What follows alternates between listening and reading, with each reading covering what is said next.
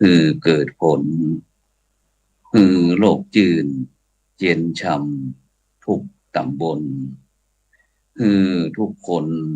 หักใครเห็นใจกันคนที่มีเมตตาเป็นอาวุธสีหน้าพุทธ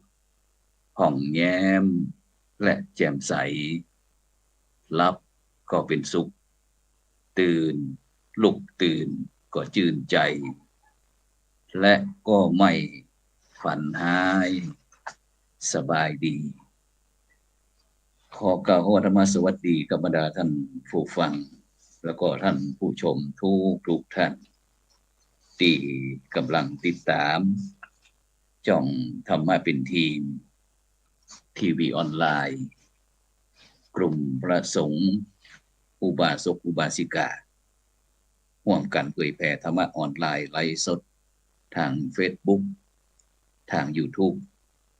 แล้วก็สถานีวิทยุเครือข่ายคลื่นสีขาว8จังหวัดภาคเหนือ Facebook วัดบ้านยืนเมืองยอง Facebook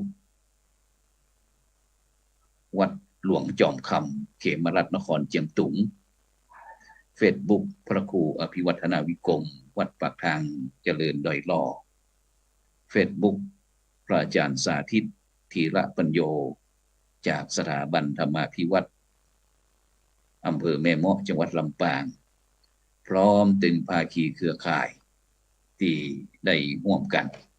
ทำการไลฟ์สดนะนอกจากนั้นก็เป็นสถานีวิทยุเครือข่ายคลื่นสีขาว8จังหวัดภาคเหนือของเราซึ่งก็เป็นในค่ำคืนนี้ก็เป็นคืนวันเสาร์ที่27เดือนเมษายนปีพุทธศักราช2567เก่ากับผมอัตมภาพพระครูโสพลปริยัติก็ได้นำรายการพระพุทธศาสนา4แผ่นดินมาพบกับบรรดาท่านผู้ฟังท่านผู้ชมเป็นประจำทุกคืนวันเสาร์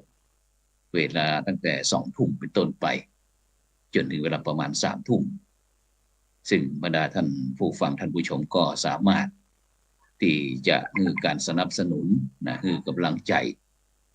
โดยการกดติดตามกดไลค์กดแชร์เพื่อเป็นกำลังใจ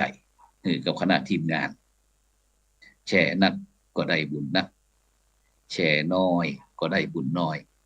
บ่แชร์ก็บ่ได้บุญหรือว่าจะร่วมมือการสนับสนุนกับจ่องธรรมะเป็นทีของเราก็สามารถที่จะร่วมได้ที่บัญชีชื่อบัญชีก็ออมบุญออมธรรมวัดละบาททางธนาคารไทยพาณิชย์เลขที่บัญชีก็145244700-8ชื่อบัญชีก็พระมหาไทยธรรมกิจพระมหาชาญชัยพงศ์ประดิษฐ์แล้วก็พระอาจารย์ดร.จตุรงค์ชูศรีหรือว่าบัญชีก็เป็นธนาคารไทยพาณิชย์เช่นเดียวกันเลขที่บัญชีก็376225327327-2ชื่อบัญชีก็พระมหาดวงทิพย์ปริยัตถาลีด็อกเตอร์เปลี่ยนธรรม9ประโยคผู้ประสานงานเครือข่ายจ่องธรรมะเป็นทีมทีวีออนไลน์ของเราซึ่งวันนี้บรรดาท่านผู้ฟังทั้งหลายบรรยากาศที่เมืองเชียงใหม่ของเราก็ค่อนข้างที่จะอบอ้าวร้อนสักหน่อยนึงเพราะว่าวันนี้ก็ประมาณ41องศาแล้วก็โดยเฉพาะในค่ำคืนนี้ก็ออกอากาศที่อาคารพระธรรมสิทธาจารย์5ชั้นวัดพระสิงห์วรมหาวิหารอำเภอเมืองจังหวัดเชียงใหม่ซึ่งวันนี้นั้นก็ได้รับความร่วมไม้ร่วมมือจากบรรดาเยาวชนคนหนุ่มสาวคนรุ่นใหม่ถ้าคนเมืองเขาว่าละอ่อนยุคมาใหม่เพราะว่าวันนี้ก็เลยขอความร่วมมือเพราะว่าวันนี้เราอยากจะอู้ภาษาเมืองสักหน่อยเพราะว่าลูกของเราก็อยากจะอู้ภาษาเมืองเหมือนกันเพราะว่าเพิ่นบอกว่าถ้าคนเมืองมาอู้คนภาษาเมืองแล้วไปจะมาอู้ภาษาเมืองก็น่าคิดเหมือนกันจากนั้นก็บรรดาท่านผู้ฟังท่านผู้ชมที่อยากจะมีส่วนร่วม ก็ส่งข้อความมาทางอินบ็อกซ์ก็ได้นะถ้าติดตามทาง Facebook ทาง YouTube นะ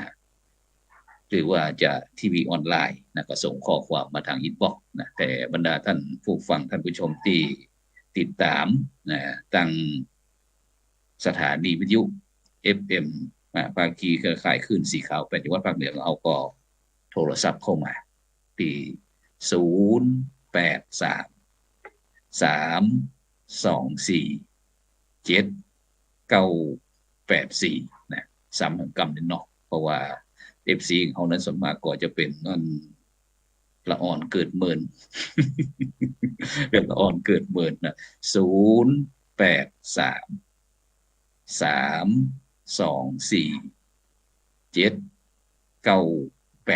นะฉะนั้นก็ในช่วงใต้ๆนะเพราะว่าวันนี้เขาก็มีเวลาประมาณสักชั่วโมงหนึ่งนะที่เขาจะมามาจากกันนะโดยเฉพาะในวันนี้นะเขาก็เพราะว่าหลังจากที่เสร็จเทศกาลนะมหาสงกรานต์ปีใหม่เมืองนะผ่านไปบกี่วันนะเขาก็บ่ได้พบได้เจอตั้งลูกหลานตันเต้าเฮานะซึ่งวันนี้ก็ล้วนมาจากที่สถานศึกษานะซึ่งเขาก็เชิญทางรุ่นใหญ่รุ่นกลางรุ่นน้อยมาอู้จากันโดยเฉพาะในวันนี้บอกว่าละอ่อนยุคใหม่ได้อะไรอย่างจากประเพณีปีใหม่เมืองหรือว่าสงกรานต์นั่นเองฉะนั้นก็เอาไปพบกับท่านแรกก่อนนะไปที่เกียรติคนเกิดเมืองกว่าหมู่น้อยไปที่นางสาวปิยธิดานะทรงตระกูลนะจากโรงเรียนวัฒโนไทยพายัพถือว่าเป็นปีเพราะว่าเพิ่นเป็นประธานนักเรียนปี66เนาะเจริญพรเปิดใหม่น้อยลูกค่ะนมัสการพระอาจารย์ค่ะแล้วก็สวัสดีผู้ชมทุกท่านนะคะดิฉันนางสาวปิยธิดาทรงตระกูลวงศ์ค่ะวันนี้เขาจะอู้ภาษาเมืองเราลองตัดภาษาเมืองใหม่ลืมได้เจ้าค่ะสวัสดีเจ้าสวัสดีผู้ชมทุกท่านนะเจ้าค่ะโอเคนะวันนี้ถ้าเพราะว่าสายรุดไปตะกี้นะเขาจะได้เขาไปประธานนักเรียนคนใหม่ปี67เขาไปที่นางสาวอรนันท์ชัยคำมูลน้อยลูก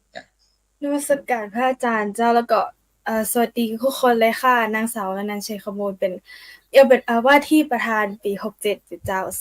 สวัสดีค่ะ67โอ้สง่าราศีขึ้นขนาด เอาไปที่ท่านที่3เลยนะไปที่นัทธินีกิตติกุศลนัทธินีกิตติกุศลเจริญพรนมัสการเจ้าพระอาจารย์หนูนางสาวนาทีนีสิริกุศลค่ะสวัสดีค่ะเจริญพรไปที่ใครแฮมไปที่นันทิดากุลก็แล้วกันยาดีจะดีขนาดไหนลองฟังเขาดูเจริญพรเจ้าสวัสดีเจ้าพระอาจารย์นมัสการเจ้าสวัสดีผู้ชมทุกท่านเจ้าดิฉันนางสาววันนี้นางสาวอย่างต่อหน่อยหนึ่งนางสาวนันทิดากุลยาดีเจ้านางสาวธิดากุลยาดีอยู่จันอย่างลูกตอนนี้อยู่จันเป็นปีใหญ่แล้วค่ะจันม.6 หรือม.5 เปิดเทอมนี้จะขึ้นม.5 แล้วเจ้าพระอาจารย์อยู่จันม.5โอ้ดีละลูกดีละเป็นจะได้พ่องในช่วงนี้วันนี้บรรยากาศเมืองเชียงใหม่ของเราเย็นสบายดีกว่าลูกเจ้าสำหรับวันนี้นะเจ้าจะบอกได้เลยว่าเชียงใหม่ร้อนขนาดเลยเจ้าพระอาจารย์ร้อนขนาดหนูอยู่อำเภออย่างนัทธิดาน้องอยู่อำเภอสันทรายเจ้าอยู่สันทรายพี่น้องสันทรายอากาศความจริงที่สันทรายน่าจะลมเย็นสบายเนาะแต่ก็ร้อนเพราะว่าวันนี้41องศาฉะนั้นก็ไปที่ปิยธิดากำหนึ่งจากหลังจากที่เสร็จเทศกาลมหาสงกรานต์ปีใหม่เมืองแล้วปีนี้เป็นจะได้พ่องปิยธิดาเทศกาลปีใหม่เมืองเขาม่วนก็ม่วนเจ้าปีนี้ก็ถือว่าได้จัดอย่างอลังการมากกว่าทุกๆปีเจ้า ค่ะ ไผจัดโรงเรียนเฮาจัดกะหรือว่าจะได้ ทางเทศบาลนครเชียงใหม่เจ้า ปีนี้ก็ได้ไปน้องก็ได้ไปเที่ยวรอบคูเมืองเจ้า ก็เห็นว่าปีนี้ก็ยิ่งใหญ่กว่าเดิมค่ะ บรรยากาศที่รอบคูเมืองหรือไม่คือเฮาเนี่ยอันเป็นจังได๋พ้องลองอู้ให้บรรดาท่านผู้ฟังท่านผู้ชมได้ฟังดูว่า เพราะว่าอาจารย์ก็หนีออกจากเมืองเชียงใหม่ไปเป็น10ปีแล้วเพราะว่าเฮาบ่ได้มีโอกาสที่จะอยู่ในเมืองเชียงใหม่เพราะจะต้องเดินทางไปต่างจังหวัดแต่ลูกฉะนั้นฟังสักหน่อยหลายท่านหลายคนก็ได้ยินแต่ข่าวเพิ่นว่าเมืองเชียงใหม่ม่วนแล้วก็เพิ่นเต็มที่เลยนะลองให้ฟังดู เจ้าก็ปีนี้ก็มีนักท่องเที่ยวค่ะหลั่งไหลเข้ามาในจังหวัดเชียงใหม่เฮานักคณะเลยเจ้าในรอบคูเมืองก็มีคนเยอะค่ะก็แบบว่าเขาก็มาเล่นน้ำกันเจ้ามาสาด เพราะว่า น้ำกัน ปีนี้ทางยูเนสโกก็ได้ประกาศขึ้นทะเบียนประเพณีสงกรานต์ของประเทศไทยอะค่ะขึ้นเป็นมรดกโลกด้วยเจ้าก็เลยยิ่งใหญ่แล้วก็จัดยาวนานกว่าทุกๆปีที่ผ่านมาค่ะฉะนั้นก็ม่วนเนาะไปได้แอวปีใหม่กี่ตีกี่ตางกี่วันของลูกหนูได้ไปแอลประมาณ3วันเจ้าไปที่รอบคูเมืองแล้วก็ไปที่หน้าเมย่าค่ะเมย่าแล้วก็หันเพิ่นว่ามันมีที่อันก็ประตูตาแปแล้วก็ฮู้ว่าถนนสารปีแห่งเมืองใช่กะ โอเคฉะนั้นไปที่อันเดี๋ยวเฮาไปหลายคนน้อยก็ได้ไปที่อันโอรนันท์ชัยขมูลว่าที่ประธานนักเรียนโรงเรียนวัฒโนไทยพยัพเป็นจังได๋พ้องปีนี้อยู่บ้านหรือว่าอยู่วัด ทีนี้น้องได้ไปเล่นสงกรานต์แค่วันเดียวค่ะพระอาจารย์แต่ว่าน้องไม่ได้ไปในเมืองเลยน้องไปแค่ดูคอนเสิร์ตวันเดียวแล้วน้องก็ปิดบ้านแล้วก็บ่ได้ไปไหนเลยเจ้าเป็นจังได๋อีแม่บ่ฮื้อไปบ่อีแม่บ่ฮื้อไปหรือว่าเฮาบ่อยากจะไปบ่มีคนจวนไปเจ้าพระอาจารย์ยังนี่นาเธออีกบ่จวนบ่มีคนจวนโอ้รอคนจวนก่อนกันนี่แล้วก็อันนาที่นี้ดูอย่าโมไปจวนให้อันประธานไปพ้องพระอาจารย์ค่ะปีนี้หนูเล่นน้ำที่เจียงไฮ้เจ้าบ่ได้เล่นเชียงใหม่เจียงไฮ้เป็นจังได๋พ้องลูกบรรยากาศเจียงไฮ้ให้ฟังดูหนูไปเล่นวันแรกค่ะหนูปิก13นะเจ้าหนูไปเล่นที่ในเมืองเจียงไฮ้ค่ะเพราะบ้านหนูก็มีในเมืองเจ้าที่เล่นที่สันกงรถติดขนาดค่ะฟีลเหมือนสารพีเชียงใหม่เจ้ารถติดค่ะติดบรรยากาศโดยเฉพาะที่เมืองเชียงไฮ้เดี๋ยวนี้ถือว่าเป็นแลนด์มาร์คเหมือนกันลูกเพราะว่าอันเป็นสถานที่ท่องเที่ยวนักหนาป่าปานเลยอันเธอที่ว่าส่วนมากคนที่ไปเที่ยวเชียงไฮ้ไปที่ไหนพ่อหมายถึงแอลปีใหม่กะค่ะแม่นถือว่าปกติเนี่ยที่สถานที่ท่องเที่ยวเชียงไฮ้ลองโฆษณาหน่อยถ้าเชียงไฮ้สถานที่ที่เด่นๆนะคะก็วัดล่องคุณหมู่วัดค่ะมันจะเด่นหน่อยเจ้าแบบแม่สายแต่ว่าที่เป็นที่ฮอตฮิตตอนนี้นะคะที่อย่างก็เชียงไฮ้มันจะเป็นเขื่อนแม่สวยเจ้าคนแห่กันเป็นหลายค่ะเขื่อนแม่สวยเขื่อนแม่สวยมันเป็นล่องแพเจ้าพระอาจารย์ล่องแปเป็นเขื่อนนี่เนาะเป็นเขื่อนกั้นน้ำเรียนสาดน้ำแล้วก็อันสกายวอล์กลูกหันว่าทางอันตีตาขี้เล็กข้างตาขี้เล็กแม่สายเฮาดอยวาวอันนี้ยังบ่เคยไปจ้าเคยเตื้อแล้วก็ไปที่เจียงแสนให้ลูกความจริงที่เชียงไฮ้นี่อันที่แหล่งท่องเที่ยวเลาะน้ำโขงนี่บ่ธรรมดานะเธอจะต้องจวนตึงปียะธิดาที่โงลนันแล้วก็นันทิตากุลไปตัวลูกถ้ามีโอกาสนะจ๊ะจะต้องสร้างโอกาสลูกเป็นรอโอกาสบ่ได้พยายามแต่มันต้องใจตังนิดนึงแม่นนันทิตากุลโนนันทิดากุลเป็นจังได๋พ้องลูกปีใหม่ปีนี้ได้แอวที่ไหนพ้องเจ้าหรือว่าอยู่กับบ้านอยู่กับเย้าเฝ้ากับเฮือนก็ห่วงบ้านเหมือนกันเจ้าแต่ว่าปีใหม่ปีนี้เนี่ยเจ้าได้ไปเล่นน้ำที่แปเจ้าโอ้เมืองแปเป็นจังได๋พ้องบรรยากาศเมืองแปนี่เฮาได้3จังหวัดเฮาเอ้ย เมืองแปร่เป็นจังได๋พ้องลูกปีใหม่เมืองแปร่แห่ระเบิดเมื่อแห่ระเบิดของแต้เจ้าพระอาจารย์ฮ้อนขนาดแล้วก็คนนักขนาดเลยเจ้าเออแล้วก็อันโดยเฉพาะไอ้เฮาอู้เรื่องปีใหม่เนาะซึ่งบรรยากาศก็ทุกคนก็แฮปปี้กันเนาะบางป้องเพิ่นก็ไปอยู่กับเหย้าเฝ้ากับเงินส่วนวรนันท์ก็อยู่กับวัดบอกว่าไปปฏิบัติธรรมเพราะบ่มีคนจวนยะธิดานี่ได้เอวหลายปีน้อยหนึ่งนะเพราะว่าเป็นอิสระแล้วบอกว่าได้มีประธานแต่แล้วนะฉะนั้นก็บรรดาท่านผู้ฟังท่านผู้ชมเด้อนะที่อันเด็กละอ่อนคนรุ่นใหม่เขานี่มาออกรายการก็เพื่อที่เป้าหมายของเขาก็คือเรื่องการที่เขาอยากจะให้ลูกๆเขาเนี่ยได้สืบสานฮีดหอยจากฮีดประเพณีพื้นบ้านล้านนาของโดยเฉพาะเทศกาลมหาสงกรานต์เนี่ยถือว่าเป็นเสน่ห์อย่างยิ่งนะโดยเฉพาะบอกว่าจะเป็นประเทศจีนประเทศพม่าประเทศลาวเวียดนาม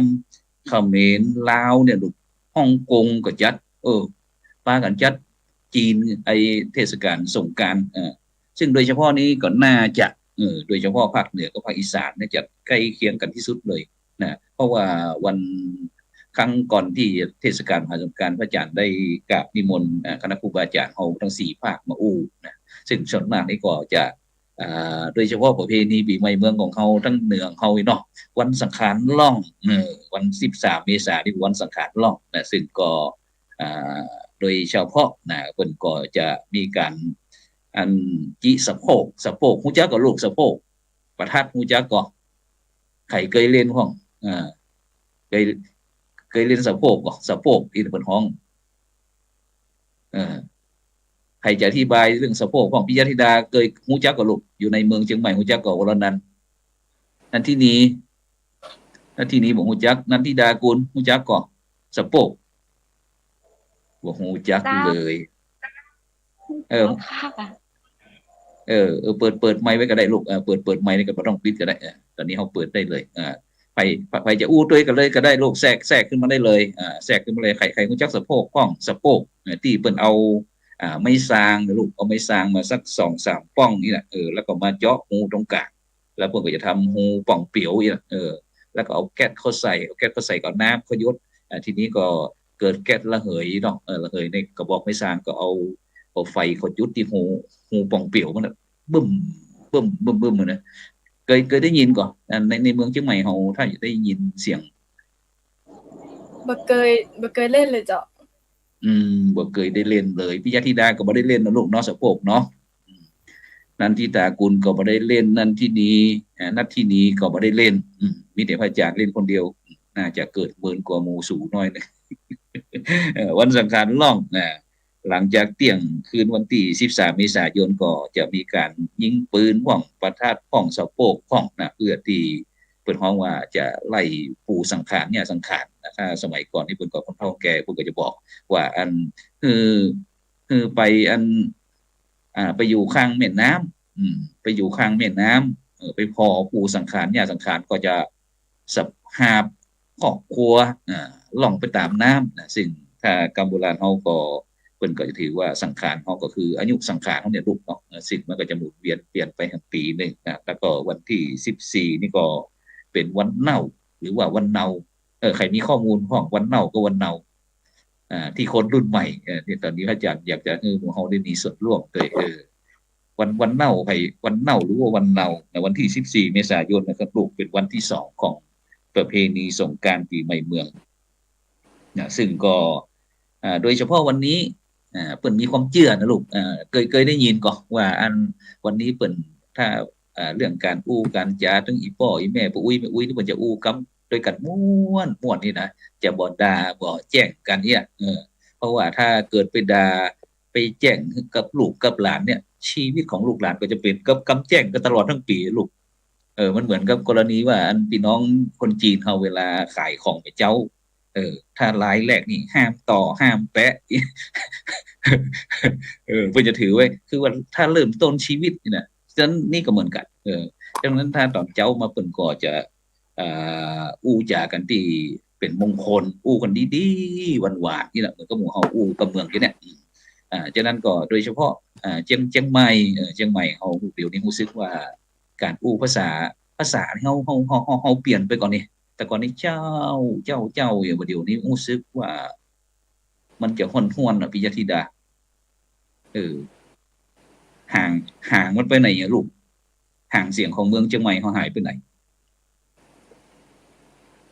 เจ้าน้องคิดว่าน่าจะเกี่ยวกับการเปลี่ยนไปแล้วก็การที่มีหลากหลายคนหลากหลายถิ่นเข้ามาอยู่ในจังหวัดเชียงใหม่อะเจ้าก็เลยมีการผสมผสานเจ้ามีกลุ่มหนักขึ้นอีกเนี่ยคนอื่นดูวรนันท์ถึงว่าจะได้เปิดไมค์หรือลูกเปิดไมค์ไว้เลยอู้ได้เลยลูกสามารถอู้แทรกได้เลยเจ้าหนูว่าอาจจะด้วยที่ว่ามีคนรุ่นใหม่นักขึ้นแต่เจ้าอาจจะบ่ได้ฮู้เกี่ยวกับสมัยเมื่อก่อนของเชียงใหม่ว่าเปิ้นมีวิธีการอู้จะได้โดยแม่นเจ้าเลยอาจจะแบบมีการเปลี่ยนคำเปลี่ยนสำเนียงอย่างเงี้ยเจ้าแม่นอันนาทีนี้เนาะนาทีนี้มีความเห็นจะได้กำห่างเสียงของเมืองเชียงใหม่แต่ก่อนเนี่ยคนเมืองเขานี่ถือว่าเป็นเสน่ห์เลยเด้อมีเดี๋ยวนี้รู้สึกว่าจะมีครับมีค่ะมีห้าขึ้นมาหมดแล้วทีนี้ว่าจะได้หนูว่ามันก็เหมือนที่เพื่อนอู้นะคะว่ามันก็เปลี่ยนไปแต่นะเจ้าค่ะอาจารย์สั่งแบบว่าเป็นท้องอย่างยุคสมัยมันเปลี่ยนไปแต่ค่ะยุคสมัยมันเปลี่ยนนันทิตากุลลูกมีความคิดเห็นจะได้ว่าห่างเสียงของเมืองเชียงใหม่ของเราจากที่มีอู้จาที่มีห่างเสียงยาวเจ้าอย่างแต่ปัจจุบันนี้รู้สึกว่าบ่ใครมีลูกมีความคิดเห็นจะได้พ้องจ้าที่เปื้อนๆก็ไปกินปุ๊บเกิดไปแล้วนะเจ้าด้วยความที่ยุคสมัยเปลี่ยนไปเทคโนโลยีเข้ามาเพิ่มความทันสมัยเข้ามามันย่าฮื้อประเพณีทำบางอย่างของเจียงนะเจ้าพระอาจารย์คือหายไปเลยเพราะว่าเขาไม่ได้มีการสืบทอดอะไรฉะนั้นก็เกี่ยวกับเรื่องอันที่วรนันท์เพิ่นได้อู้บอกว่าของเฮามีความหลากหลายนักยิ่งขึ้นแต่ก่อนนี้ก็คนเมืองกับคนเมืองแต่ในปัจจุบันนี้เฮารู้สึกว่าเมืองเชียงใหม่ของเฮาจะเป็นศูนย์รวมหลากหลายชาติพันธุ์นักยิ่งขึ้นเนาะฉะนั้นก็โดยเฉพาะวันที่14เมษายนเป็นวันเนาในตอนเจ้านี่ก็โดยเฉพาะเพิ่นถือว่าเป็นวันดาลูกจะเกยเปิ้นจะทำข้าวต้มขนมกันนี่นะขนมจิกปิกขนมจ๊อกป๊อกนั้นห่อนึงแดงปึ้งลึงนั้นมันแก้วไอ้ตีแล้วนั้นมันลาบพลูอีน่ะเตือนตือเจ้าเป็นอย่างปันปอนวังหดตูดเนี่ยลูกฮู้จักว่าขนมจิกขนมจ๊อกเนี่ยจิกปิกขนมจ๊อกเนี่ยฮู้จักขนมก็เคยทำขนมใบตองก็ลูกขนมตีตำแป้งอย่างต่างขนมกล้วยใครๆเคยทำพ่อเป็นแม่สีเลี้ยงเนาะเคยแป้งขนมจ๊อกอยู่เจ้าเนี่ยจะได้ลูกขนมจ๊อกอธิบายหน่อยถ้าที่จำได้ก็จะเอาแป้งเอามาประมาณเอาแป้งมาปั้นเป็นวงกลมแล้วก็แยกให้มันแบนนะเจ้าแล้วก็เอาไส้เปล่าๆมาใส่ตรงนั้นแล้วก็ปั้นมันเป็นกลมๆแล้วก็เอาไปใส่ใบตองแผ่นเจ้าแล้วก็เอาไปนึ่งแต่แป้งนี้ก็น่าจะเป็นแป้งที่บดสำเร็จรูปมันลูกเนาะแต่สมัยก่อนนี่ถ้าสมัยอาจารย์40-50 ปีก่อนนั้นก็รู้สึกว่าเพิ่นจะมีครกหรือว่ากระดองกระมองน่ะลูกมาตำแป้งน่ะไก่วันนั้นเพิ่นจะตำแป้งทำขนมกันนอกนั้นดูลูกมีใครทำขนมจ๊อกแบบอันวรนันท์พ่อวรนันท์นี่ถือว่าผ่านหนูแป้งข้าวต้มมัดข้าวต้มมัดขนมข้าวต้มอย่างข้าวต้มกล้วยกะหรือข้าวต้มอย่างข้าวต้มถั่วข้าวต้มกล้วยค่ะพอดีย่าชอบเนี่ยจะได้เนี่ยจะได้หนูย่าบ่จ้างเจ้าเคยลองย่าแล้วมันแบบประสบความสำเร็จค่ะก็เลยคือย่าคนเดียวมันเป็นจะได้ที่บอกประสบความสำเร็จลูกขั้นตอนอาหารย่าจะได้เริ่มต้นย่าจะได้ก่อนอาหารย่าเอาอย่างก็เอาน้ำจุ๊บตองค่ะแล้วก็เอาข้าวสารทรายเอาถั่วทรายก็ห่อไอ้เต่าหมายความว่าเธอย่าว่าจะได้ถึงว่าบ่ผ่านอันแม่ครูว่าจะได้ย่าบอกว่าเดี๋ยวมันจะบาซุกค่ะห่อมางามหนูย่ายังไม่ยิงบ่ค่อยจ้างจะแบบค่อยเป็นกุลสตรีต่อได้จ้าเย็บผ้ากับมาจ้างนี่หมายความว่าเคยเหมือนกันแต่แม่ครูบอกว่ายังจะต้องใจประสบการณ์หน่อยนึงพี่ยะธิดาหนูย่าขนมยังพวกจ้างพ่อเป็นพ่อทำขนมเคยย่าขนมจ๊อกเจ้าแต่ว่าตั้งแต่ประถมแล้วค่ะแล้วก็บ่ได้ทำเลยจ้ะ แล้วก็นันทิตากูลมีผลงานอย่างพ้องคือตอนประถมอยู่ชุมนุมนักธุรกิจน้อยครูเปิ้นก็สอนยะขนมว่าจะเป็นยะบัวลอยหรือว่าขนมต้มเจ้าแต่มันเป็นแป้งเฮาก็เป็นคนมาก้อยมักแป้งแล้วมันรู้สึกเหนียวๆว่าเอาแบบปั้นคนเดียวแต่ภาษาเป็นขี้มือเก่าเลยมาก็ชอบโอ้ก็ถือว่าผ่านเนี่ยมีประสบการณ์กันละฉะนั้นก็ถือว่าผ่านใจได้อยู่เพราะว่านี่มันปี2566-67แล้วนะครับฉะนั้นก็วันที่14เมษายนนั้นเพิ่นก็จะมีการเตรียมว่าเป็นวันนาก็บอกว่าจะเป็นเรื่องขนมเนยเรื่องกับข้าวปลาอาหารต่างๆเพราะว่าวันที่15เพิ่นจะไปวัดกันไปทำบุญนะแล้วก็ในภาคบ่ายของวันที่14นี้14เมษายนวันเนาหรือว่าวันเนาที่เพิ่นก็จะมีการขนทรายเข้าวัดปีนี้ใครขนทรายเข้าวัดฟ้อง 4-5 คนนี่มีใครฟ้อง4 คนนี่เอาละอ่อนยุคใหม่ด้วยไม่ดีถ้าที่นี่ก็ไปขนทรายมั้งกะ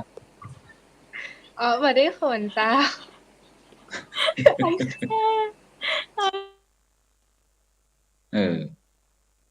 บ่มีใครขนทรายเลยเพราะว่าในยุคสมัยปักเก่านั้นเปิ้นเวลาเปิ้นจะมีพิธีขนทรายเข้าวัดนะก็เพื่อที่เปิ้นฮ้องว่าจะเป็นการที่คล้ายกับบางคนเปิ้นก็ถือว่าจะได้ทำบุญครั้งยิ่งใหญ่เพราะว่าหมู่เฮาเนี่ยบางครั้งได้มีการไปฆ่าสัตว์ตัดชีวิตอย่างพ้องเนาะได้ฆ่าสัตว์ตัดชีวิตอย่างพ้องก็ทำให้สัตว์อย่างต่างๆนั่นน่ะได้เสียชีวิตไปเพราะหมู่เฮาได้บริโภคเพิ่นก็เลยทำบุญด้วยการขนทรายแล้วก็อย่างนึงก็คือคนเมืองเฮานี่จะถือที่นับถือพุทธศาสนาเรื่องของวัดของว่านี่เพิ่นจะบ่แตะบ่ต้องแม้แต่หินแต่ทรายแต่ดินแต่ทรายติดตีนติดเท้าติดปาตีนองค์ตีนมาเพิ่นก็กลัวเป็นบาปก็เลยมีการขนทรายเข้าวัดที่นี่เป็นต้นลูกนะฉะนั้นก็วันนี้4นางยังบ่มีใครขนทรายเข้าวัดนี่ก็คือเรื่องการที่เปลี่ยนไปที่เฮาได้หันชัดเจนแล้วก็วันที่15เมษายนนี่ก็ถือว่าเป็นวันสำคัญวันสำคัญเพิ่นฮ้องว่าวันพญาวันวันพญาวันซึ่งก็ในภาคเจ้านะเพราะว่าวันที่14เฮาได้ดาคอกดาครัวที่จะไปวัดไปวาเนาะได้เตรียมขนมนมเนยต่างๆแล้วก็วันที่15เมษายนนี่ก็จะเป็นการที่เฮาจะไปทำบุญที่วัดมีบางครั้งก็ตาดกันเข้าหาบรรพบุรุษบรรพชนพ้องตาดกันเข้าไม่ใครตาดกันเข้าพ้องมีก็ได้ทำบุญกันพ้องก็นั่นที่นี้ทำบุญที่ไหนทำบุญจะได้ฟังดูก็ตานขันเข้าที่วัดในหมู่บ้านนะจ๊ะตานไปคืออุ้ยแม่อุ้ยเนาะค่ะตอนท่านหนูก็ตานคือจะหมู่อุ้ยทั่วที่จังไห้นะจ๊ะแล้วก็อันด้วยเจ้าเพิ่นว่าจะได้จำกับด้วยเจ้าว่าได้ก่อนเจ้าฮู้ปอนว่าจะได้ตั้งจิตให้เจ้าว่าได้เจ้าฮู้ปอนว่าหยังจำไม่ได้จ้ะเพราะว่าไปบางทีปีโหนอีป่อยแม่อยากได้ปลาไปวันอีกครั้งหนึ่งเพราะว่าเด็กอ่อนในปัจจุบันนี้ละอ่อนรุ่นใหม่นี่ก็จะไปที่ส่วนมากก็จะไปเรื่องการศึกษาเราเรียนตลอดไปที่วรนันท์ลูกได้ไปทำบุญตักบาตรที่วัดพงก่อวันที่15เมษายนบ่ได้ไปเลยเจ้าว่าอาจารย์เพราะว่ามีคนจวนนะบ่ใช่เจ้าเพราะว่าวันนั้นเหมือนว่าพ่อกับแม่บ่ว่างแต่เจ้ามีธุระในเมืองอีตัวเลยบ่ได้เข้าวัดเลยเจ้าเลยบ่มีคนพาไปเนาะแม่นเจ้าครับแล้วก็ปิยธิดาลูกได้ไปทำบุญตักบาตรวันที่15ก่อนปีนี้บ่ได้ไปเจ้าแต่ว่าปีที่แล้วได้ไปค่ะปีที่แล้วนี่ไปที่ไปส่งน้ำพระที่วัดพวกช้างเจ้าตรงแจงกระตำค่ะ อ๋อวัดพวกจางแจ่งตามอ๋ออยู่ใกล้นั่นแหละอยู่ชุมชนใกล้นั่เจ้าน เนาะเคยเรียนอืมที่นั่นเจ้าก็เลยไปค่ะอ๋อเป็นเด็กพวกช้างเทศบาลพวกจางก็แม่แล้วกันนี่นเจ้าโอ้สาธุโอ้สุดยอดพี่น้องต่างพวกจางเด้อวันนี้อดีตปิยธิดาละอ่อนนี่เนาะจากลูกขนมหรือเจ้าอันตุโจคนนั้นนะ วันนี้ว่าออกรายการออนไลน์ด้วยฉะนั้นก็แน่นอนละเดี๋ยวเขาไปที่ท่านวันนี้ท่านอาจารย์ดรกิตติศักดิ์ชัยยนะผู้อำนวยการโรงเรียนทาเหนืออำเภอแม่ออนจังหวัดเชียงใหม่เขาได้เดินทางมาถึงแล้ววันนี้บอกว่าอาจารย์ครับผมจะมาจาหน่อยเจริญพรอาจารย์ดรวันนี้เขาอู้ภาษาเมืองเดี๋ยววันนี้นะครับก่อนอื่นก่อนนมัสการนะครับพระคุณเจ้าด้วยความเคารพนอบน้อมนะครับโดยมีพระรัตนตรัยเป็นอาทินะครับเนาะแล้วก็สวัสดีน้องๆนักเรียนนะครับโรงเรียนวัฒนไทยพายัพทุกคนเลยนะครับวันนี้หน้าตาสดใสนะครับเนาะหลังจากเทศกาลสลีปีใหม่เมืองนะครับก็ทำให้วันนี้เนี่ยพระคุณเจ้าก็ได้มีองค์ปาฐกนะครับเนาะที่จะได้อู้สะท้อนมุมมองนะว่าเราจะสืบฮีดสานหอยอย่างใดนะครับที่จะมาเป็นมรดกของเยาวชนที่เราจะสืบทอดรุ่นต่อรุ่นนะครับอันนี้ก็ถือว่าเป็นเรื่องที่น่าสนใจนะครับเนาะวันนี้ก็ยินดีครับพระคุณเจ้าครับได้มีโอกาสมาอู้เอ่ยในรายการนี้ซึ่งมีพระคุณเจ้านะครับเป็นเก้านะครับเนาะพร้อมกับน้องๆเยาวชนที่จะได้ร่วมนะครับที่จะว่าอันปิดเกาเดี๋ยวนี้อันไปเจ้าเปิดบ่ใครปิดเกาแล้วนะพอเป็นโรคเกาเป็นว่ามันปวดอีกว่าพอทุกเจ้าเป็นโรคเกาโรคเบาหวานโรคความดันไขมันอันนี้ก็ถือว่าเป็นโลกยุคใหม่นะครับเนาะที่น้องๆจะต้องพึงรู้นะครับเนาะว่าถ้าเป็นเกานี่มันปวดมันเจ็บนะเพราะนั้นน้องรุ่นใหม่ถ้ารู้จักนะครับในการกินหน่อไม้ดองก็บ่ได้กินไก่ขาวก็บ่ได้อีกเป็นว่าครับเนาะก็เพราะโรคมันจะกำเริบนี่นะครับสำคัญมากเลยนะครับเนาะสำคัญมากเลยครับในเรื่องฉะนั้นเดี๋ยวกี้นี้กำลังอู้ถึงเรื่องไอ้วันสำคัญของเทศกาลมหาสงกรานต์เนาะจนมาถึงวันพญาวันคือเรื่องการทำบุญตักบาตรตอนเช้าตามขับเข้าขันป่าต่างๆแล้วก็มาที่สะเก่าดำหัวสะเก่าดำหัวของปู่อุ้ยแม่อุ้ยวันโดยเฉพาะปู่อุ้ยแม่อุ้ยอีป่ออีแม่หรือว่าแขกผู้ใหญ่ต่างๆใครได้ไปสะเก่าดำหัวปู่อุ้ยแม่อุ้ยพ่องอีป่ออีแม่พ่องมีก็เอาคุยให้ฟังหน่อยนันทิตากูลก่อนเนี่ยจะได้ดำหัวอีป่ออีแม่เนี่ยจะได้ลูกกันดำหัวเจ้าหดน้ำดำหัวนี่แม่อุ้ยเจ้าฟังบ้านน้องก็คือเอาพ่ออุ้ยแม่อุ้ยกดน้ำดำหัวเจ้าเนี่ยจะได้ลูกเนี่ยจะได้ก็จะมีทูบมีเตียนมีส้มปล่อยเจ้าแล้วก็มีพามีขนมนมเนยไว้ให้เปิ้ลแล้วบางทีก็อาจจะใส่ตังใส่ซองให้เปิ้ลเอียเจ้าแล้วก็เปิ้ลจะปั่นปอนให้เขา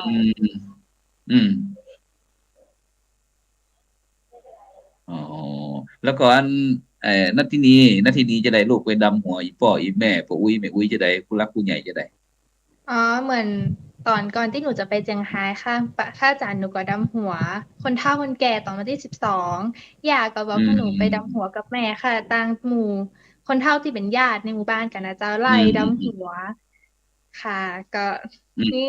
น้ำมีนมใส่ซองนั่งอู้กับคนเฒ่าอย่าจ้าแล้วปู่อุ้ยแม่อุ้ยคนเฒ่าคนแก่เป็นว่าจะได้พ่องพ่อว่าหนูปอนเนี่ยค่ะเปิ้นลองยกตัวอย่างปอนคนเฒ่าคนแก่เพิ่นคือจะได้ลูกเปิ้นว่าจะได้ขอคือหนูจะได้เพิ่นว่าจะในวันนี้ก็เป็นวันดีอย่างเงี้ยค่ะได้แฮมก็วันนี้ก็เป็นวันดีอย่างแฮมปีใหม่ก็ล่วงมาแล้วอย่างไสนะคะปีเก่าก็ล่วงมาปีใหม่มาเยือนจังซี่นะจ๊ะปีเก่าก็ล่วงไปแล้วปีใหม่แก้วก็มาฮอดมาถึงนี่เนาะประมาณนี้เนาะแล้วหนูฟังแล้วเป็นจะได้พ้องทราบซึ้งหรือว่ามีความดีใจของก่อนเมื่อคนเฒ่าแก่เปิ่นปั่นปอนคือแบบเนี้ย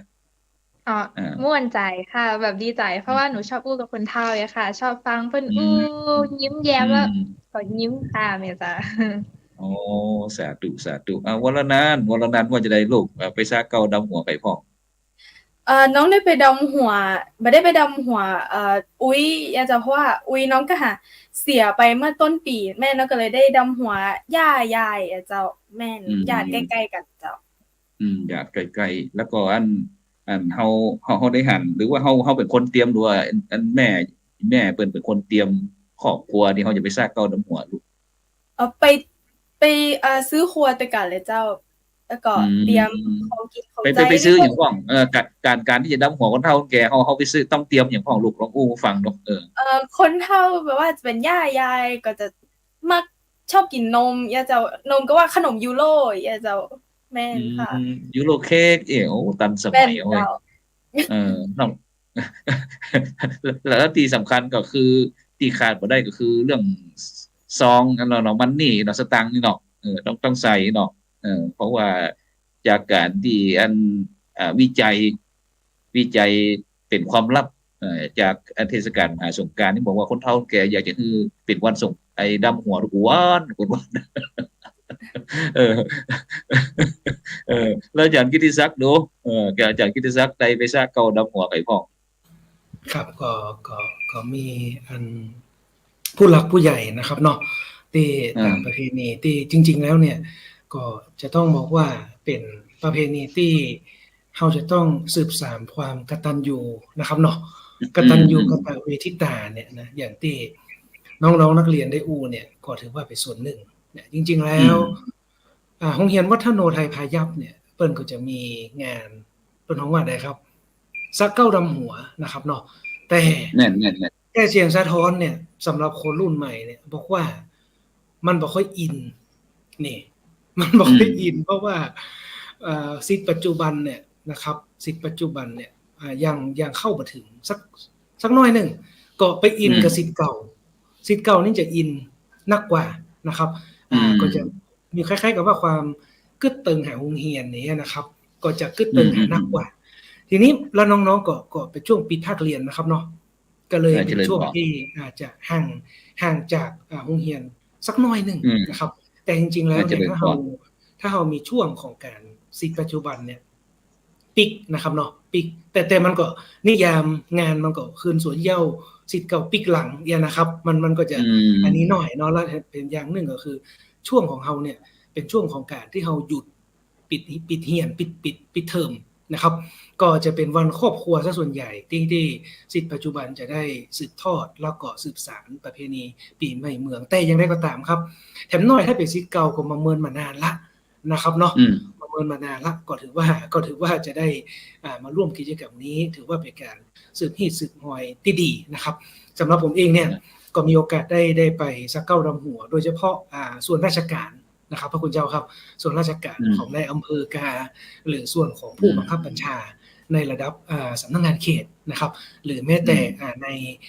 บริบทของโรงเรียนนะครับก็ถือว่าเป็นประเพณีที่มีความสำคัญในของทั้งจังหวัดเลยนะครับจังหวัดเชียงใหม่นะครับจริงๆแล้วไม่ใช่แค่เชียงใหม่ของเรานะครับทั่วทั้งภาคเหนือทั่วประเทศเนาะนะครับเนาะทั่วประเทศเลยนะครับแต่ภาคเหนือเราเนี่ยก็ถือว่าเขาใช้คำว่าสักเก้าดำหัวปีใหม่เมืองและที่สำคัญครับมีดหอยที่ส่งน้ำเนี่ยมันค่อนข้างคาดเคลื่อนนะครับเนาะโดยเฉพาะการเอาน้ำเข้ามิ่งส้มปล่อยเนี่ยเอาไปโหดนะครับถ้าเอาไปโหดมือเนี่ยฮีดเมืองเหนือเปิ้นมันยากกันนะครับแม่อันนี้เปิ้นมันยากนะครับแต่ทีนี้เนี่ยบางคนบอกหูนะครับหูก็เอาน้ำข้าวมิ้นส้มปล่อยใส่ขันสลุงน้อยนะครับเอาไปโฮสใส่นะครับเอาไปโฮสใส่มืออันนี้คือบัดใจละบัดใจจริงๆแล้วต้องกำขันน้อยนะครับไปหาผู้หลักผู้ใหญ่เปิ้นแล้วเปิ้นกำนะครับเพื่อจะซักเก้าดำหัวเปิ้นนะครับเนาะเอามือเข้าจุ่มพี่เนาะก่อนเอามือเข้าจุ่มอันนี้เป็นฮีดหอยที่ของดังเดิมคนเมืองเฮานะครับเพราะว่าจะเป็นคนเชียงใหม่ก็ดีกาคนละปูนคนแป่คนน่านพะเยาเชียงรายแม่ฮ่องสอนคนเมืองแต่จังหวัดเฮาคือล้านนาเฮาเนี้ยนะเฮามีฮีดหอยแต่บังเอิญว่าคนไทยนะครับเนาะเปิ้นถือว่าเป็นกลุ่มชาติพันธุ์ไทยเฮาเนี่ย เนาะปิยธิดาก็อาจจะเห็นว่าเดี๋ยวนะครับแน่มีคล้ายๆกันนะคล้ายๆกันก็คือเขาเอาไปโฮสต์มือผู้ใหญ่อย่างนี้นะครับก็เลยถือว่าเป็นอย่างที่เขาต้องมาทำความเข้าใจว่าเขาก็มีข้อที่เขาแตกต่างนะครับเนาะแตกต่างจากบริบทของไทยภูมิภาคอื่นๆตัวครับเบื้องต้นก็ขอนมัสการพระคุณเจ้าจะเลยขอเอาไปที่วิยธิดากับผู้ซึกวันนี้เสียงระบบบ่ใครเสถียรสักถือเนาะวิยธิดาเนาะวันนี้รุดหมักแก้วนี้หนูได้ไปซาเก้าดำหัวไปฮดน้ำขอปอนผู้รักผู้ใหญ่กว่าลูกปีนี้วันที่15เมษายนหรือว่าเจิญลูกเจ้าปีนี้ก็ทางสภานักเรียนเจ้าก็ได้สนับสนุนแล้วก็ได้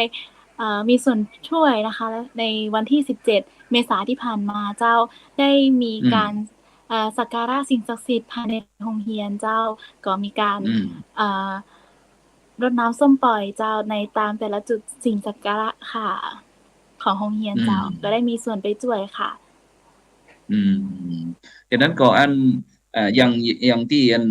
หนูหันด้วยก็ที่อาจารย์ดร.กิติศักดิ์เพิ่นบอกว่าการรดน้ำขอพรผู้รักผู้ใหญ่ในปัจจุบันนี้จะผิดเพี้ยนไปโดยเฉพาะเฮาจะเอาน้ำไปรดมือ